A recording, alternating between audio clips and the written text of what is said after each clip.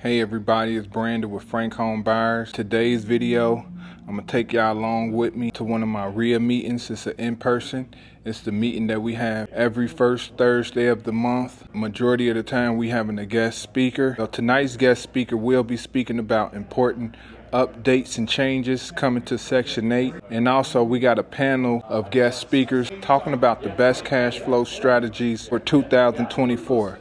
Let's go. We got that ear candy.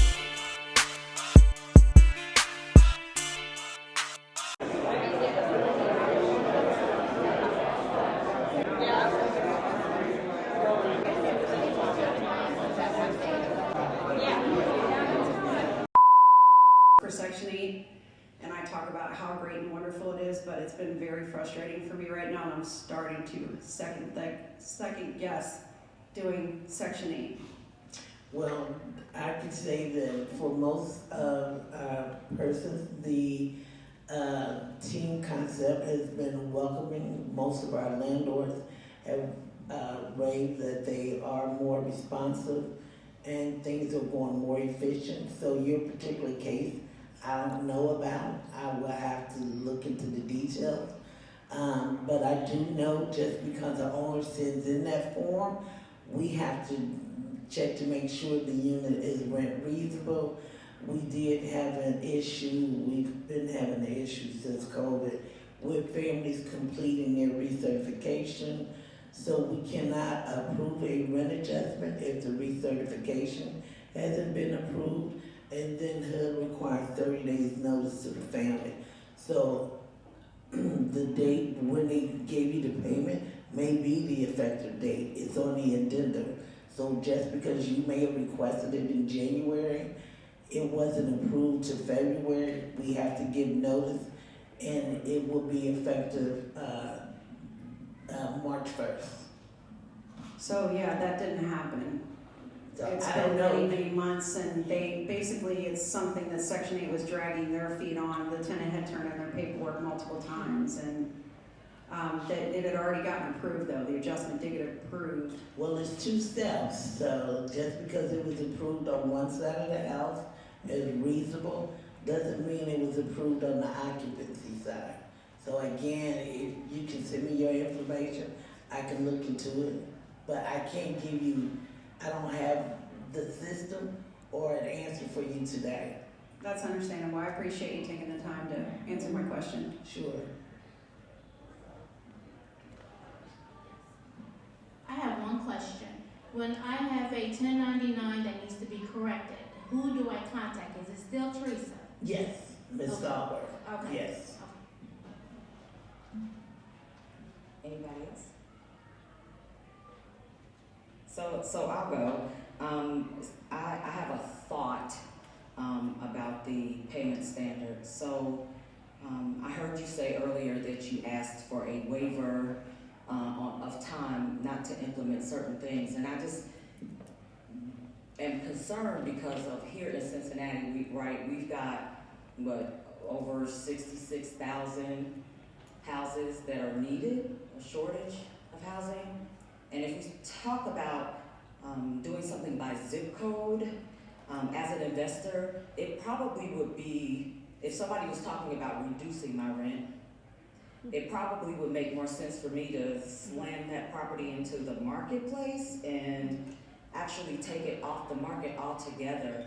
So I wonder if there have been talks about that kind of thing happening, in particular in our area, or if you guys even had an opportunity to voice what you thought were going to be issues here in Cincinnati once that happened, because I can assure you that that probably will happen. We voice those, and it's not just Cincinnati, small area FMRs are going on across the nation. It's not just Ohio. But I know it's mandatory for Cleveland, Columbus, Cincinnati, and Akron this year, and Dayton. So all of the larger housing authorities in Ohio have been mandated to move to small area FMRs, but it's been ongoing nationwide for quite some time. HUD doesn't think it's gonna be an issue. So we'll see. Well, it certainly will give you a lot of data to present back to them after this has happened for over a year, because I guarantee you that's probably going to be one of many things that will happen amongst some others. Yes, so are you basically doing an assessment of the rents that's going to be in that area and coming up with the fair market price for the small, or how are they doing that? Housing authorities do not. HUD publishes the amounts. So they're on their website.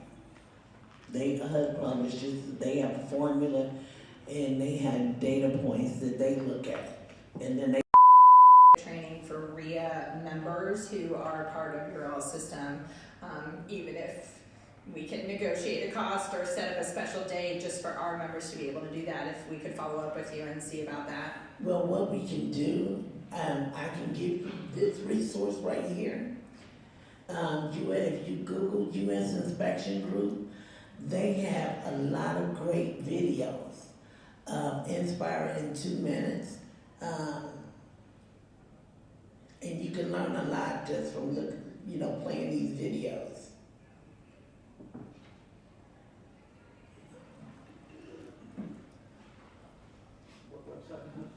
U.S. Inspection Group. We've taken their training as well. So will the current schedule for the inspections remain the same, or will you implement an accelerated schedule to get all the properties inspected by Inspire?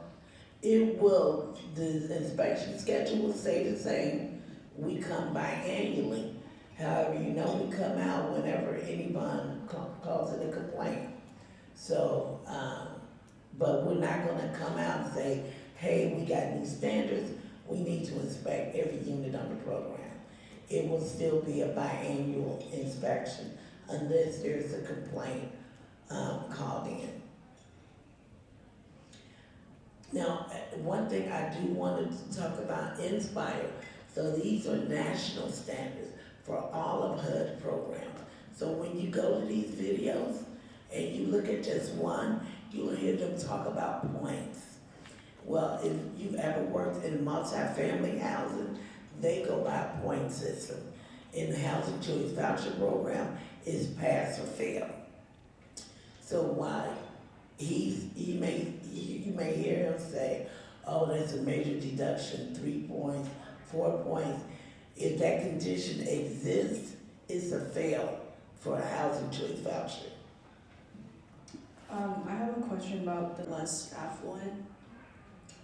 So what it's not going to do, so payment standards are all about affordability. So the only way it's going to impact your rent if the family cannot afford it. So if what you're asking for rent is above our payment standards, then you're going to be requested to lower the payments, your rent amount, to make it affordable for the family. Okay. So that's how it works now. So the payment standards are what they are because that's a maximum amount of subsidy that a family can qualify for. So you may request $2,500, and we'll say because of affordability, the family can only afford $1,500. So that may still be the case. What it may do is now your current families that are under lease, as long as they don't move, what we're proposing to HUD is to leave them unharmed. But if they move to a new unit or you submit new RTA, you may be forced, depending on what zip code your unit is located in, you may be forced to lower your rents. Okay, and when does this policy? It starts January 1st of 2025. Okay, So you can also go to HUD's website and look at the small area FMRs for 2024 and compare them to what we have today. And it'll help prepare yourself to what may happen with your particular property depending on what zip code it's in. Okay, thank you. I'm just gonna leave the microphone with Jimmy. So will you have a payment scale per zip code, It's or going to be per zip code, per bedroom size. you're gonna be busy? Please. I didn't see you back there.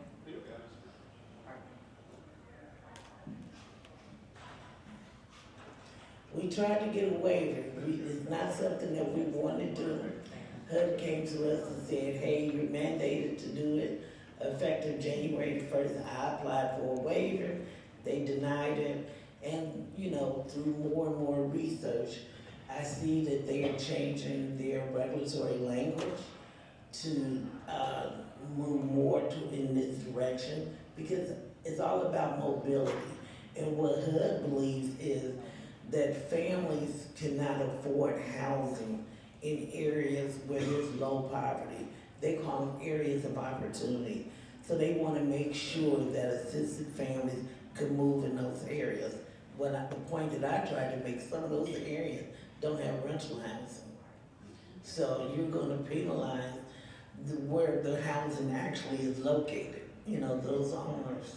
So we'll see how it goes.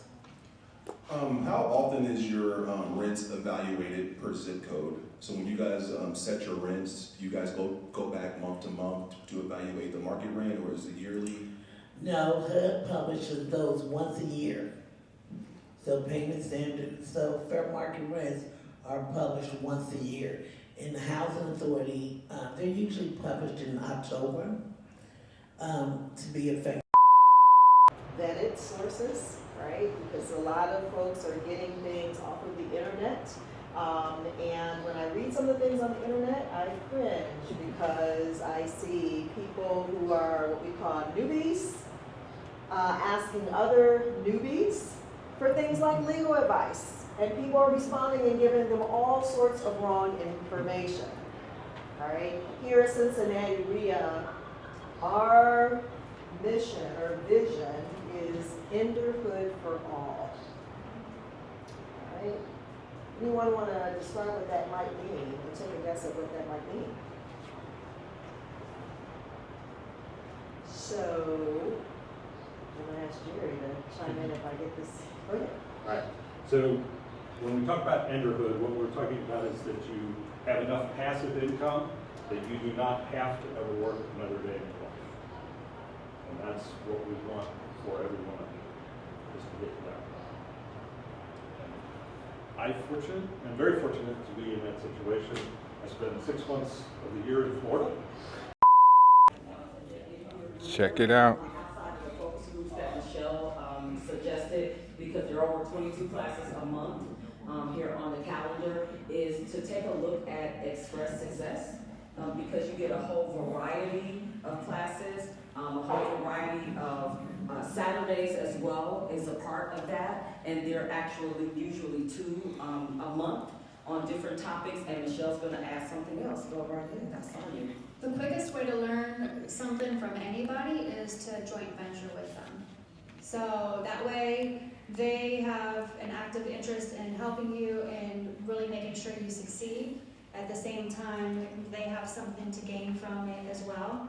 And most people in here that are experienced would be very happy to joint venture with you on whatever strategy you're trying to learn. And so on the Fridays Hats and Lunch, you're going to come and say, my name is, and there you go. Yep. Okay? Are we good? We appreciate you guys. Thank you very much. Thanks for being here. Tomorrow, 8:55. Thank you.